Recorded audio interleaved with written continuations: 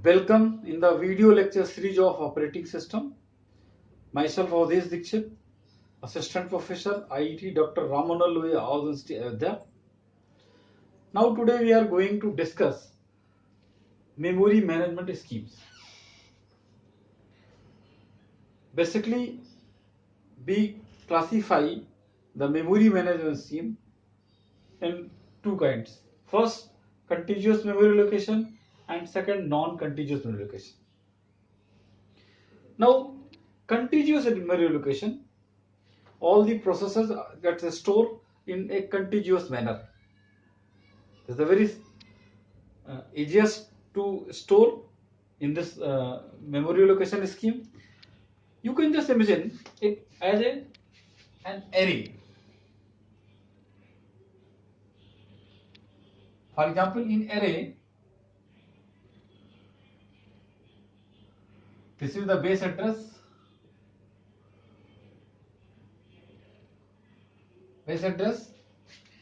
and we can easily traverse any element. If we just want to find out the ith element here,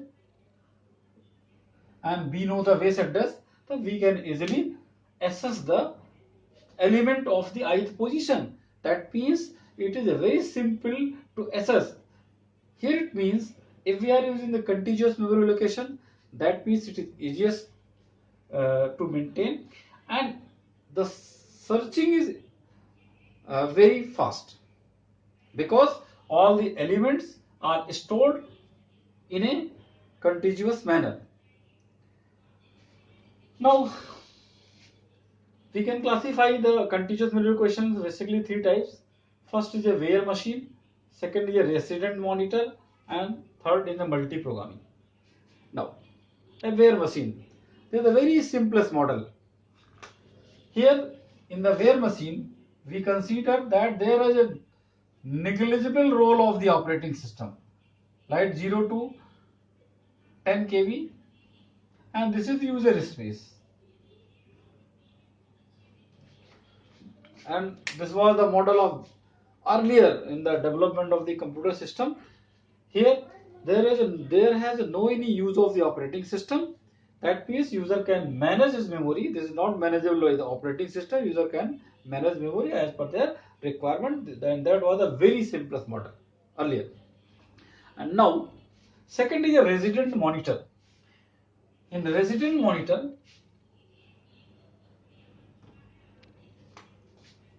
a residence part, that is known as the operating system part, this is known as the monitor.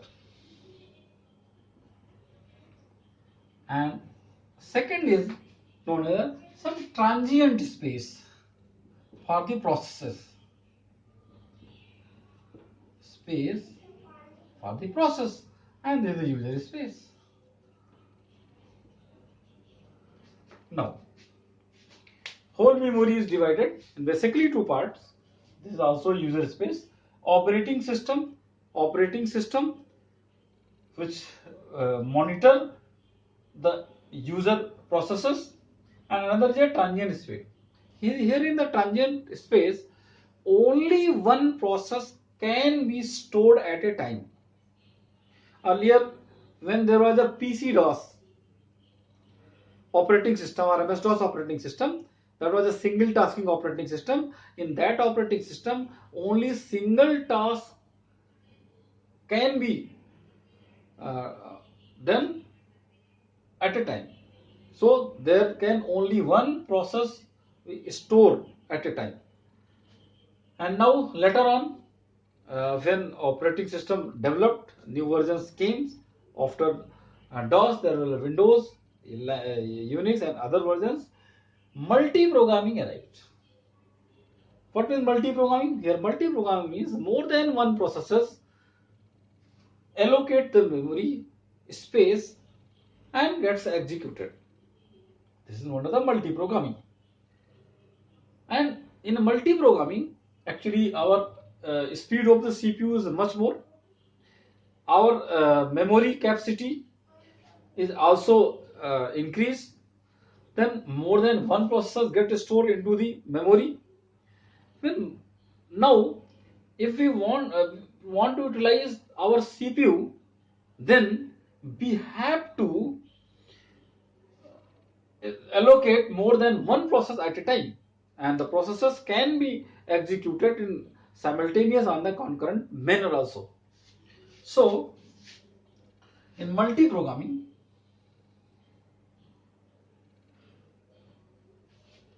there are basically two ways. First is a fixed partition and second is a variable partition.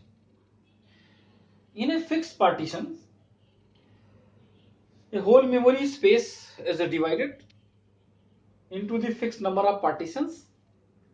Although the partition size may be different, but here the partition sizes or the partitions are created in very beginning or in starting or configuring of the system, and that can never be changed while executing the processes. This is known as the fixed site partition. The main advantage of the fixed site partition was that it was very easy to maintain, easy to manage here, but flexibility is a very low. But in variable partitions, a partition is created when a process arrived. And any process arrived, a partition is created as per the requirement of the process. Now, for example, in a fixed partition, let there has a memory size of the 20 KB. User space is a 20 KB. And now this is divided in, let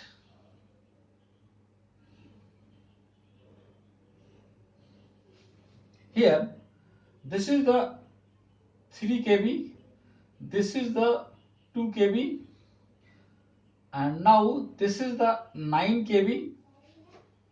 And how many sides are? 5 and 9, 6 KB. And you can like a 6 and 9. There are 4 partitions. We can mention here 3, 2, 6 and 9. 3, 2, 6 and 9. Now these are the partition sizes. These partitions are already available: 3 KB, 2 KB, 6 KB, 9. They are as you just assuming.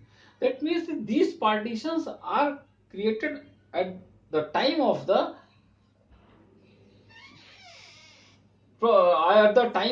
starting of the system. That means initially the operating system create the partition and partition size are fixed. They cannot vary.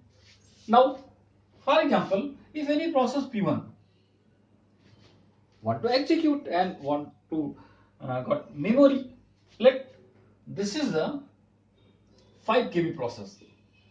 5 KB. Now look here. There are two partitions 6 and 9 in which this P1 can be mapped, but it will depend in which partition the process P1 will be allocated. It will depend upon just the policies, and the policies are what? First fit, best fit and worst fit, and we will discuss these policies into our next video. Right now here we want to say let this P1 is here stored in this partition, and now this space get allocated, and now look here 1 KB is still left. This 1 KB cannot be utilized further because due to the fixed size of the partition. That means this 1 KB is wasted. This is known as what? Internal fragmentation. Internal fragmentation. Internal fragmentation. Similarly, let any other process P2 6 kV arrived, and that P2 wants the memory to allocate. Now P2 gets here allocated P2, but it is 9 kb, that means 3 is rest. Now P2 is allocated here and 3 kb is left over. Now 3 kb is what? Internal fragmentations. Internal fragmentation. These are the part of the process.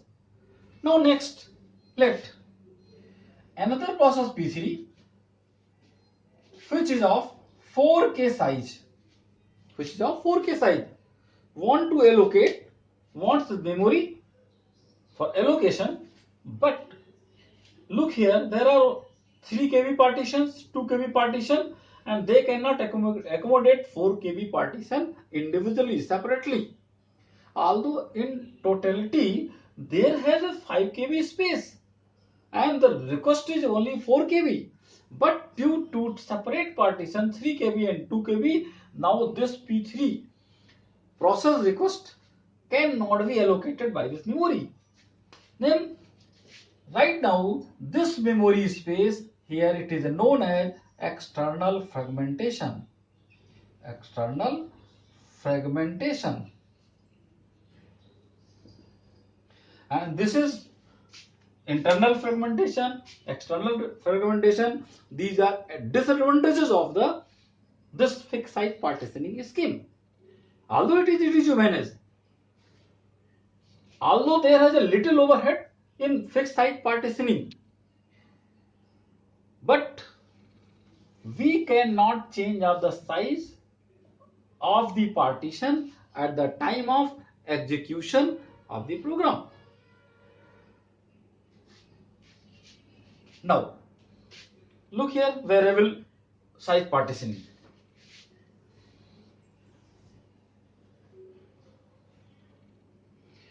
Now, in variable size partitioning, a memory partition is done at the time of the requirement of the cell. Let it is, there is a 20K memory available. Any process P1 arrived and requires 8K. First of all, 8K memory is allocated for this process P1. Right now, any other process P2 arrived and that requires 5K. Now, next P2 is allocated here 5K memory. Now it is a 8K, 13K and so on, and left space is available for the next processes. Now in this way a process may be allocated, but when the process executed, the space becomes deallocated. Then now if a new process arrives, now when the new process arrives, in which block it will fit, it will decided by the allocation policies, same as in the fixed site partitions, best fit, worst fit and first fit. So now if we are comparing fixed site to the variable site partitions, although here variable site partitions requires more complexity, that means requires more work by the operating system in dividing and managing the partition at the runtime, but there is a flexibility in the partition that there may not be any possibility of internal fragmentation as that was in the fixed site partition. There is no any kind of internal fragmentation, but there may be external form. For example, let P2, let there is a scenario here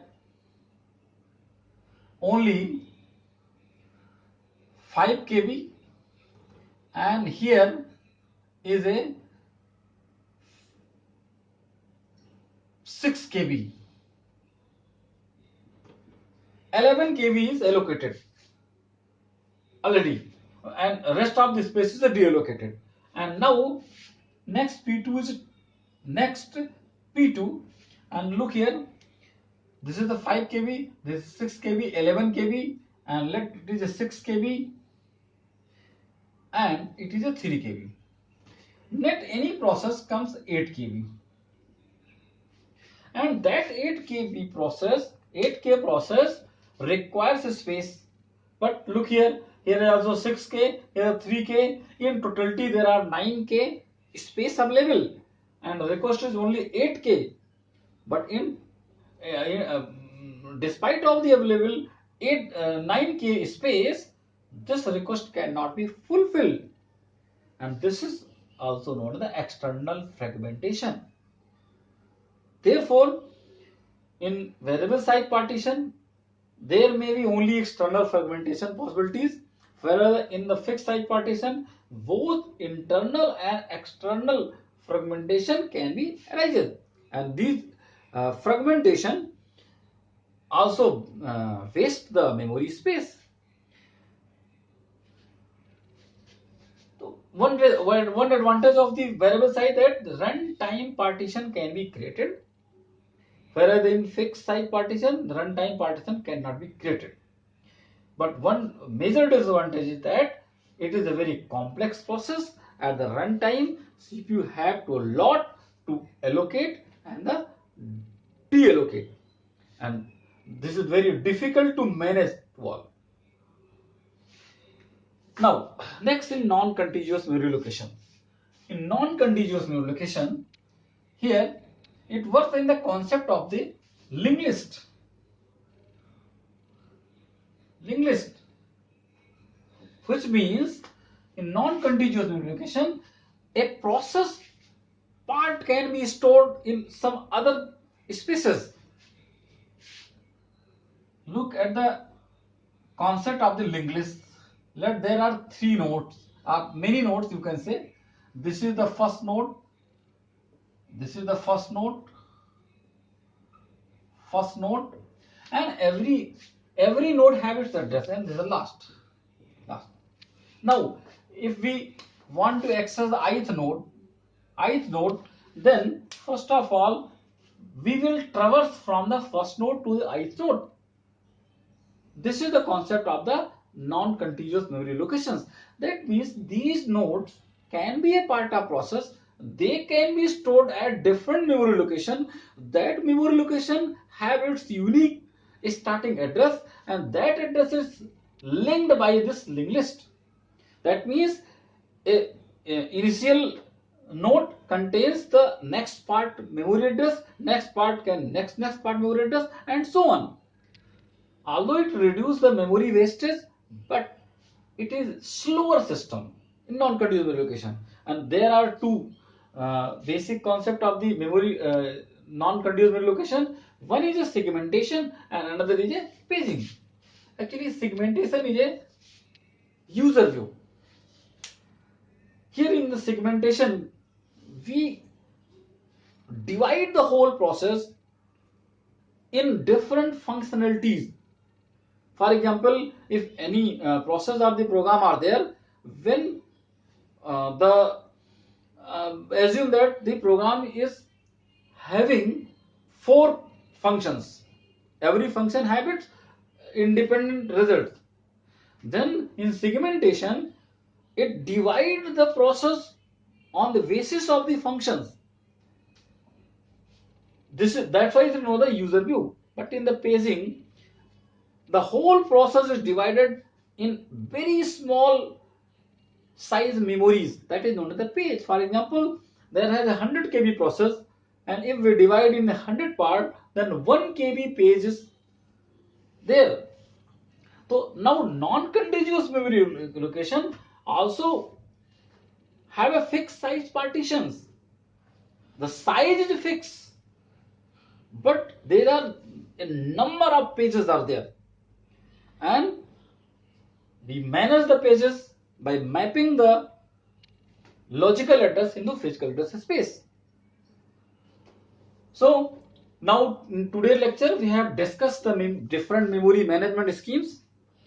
Now in the next lecture we will discuss the allocation of the fixed size and variable size partitions, and also different methods: first fit, worst fit, and the best fit methods. Thank you for watching the video.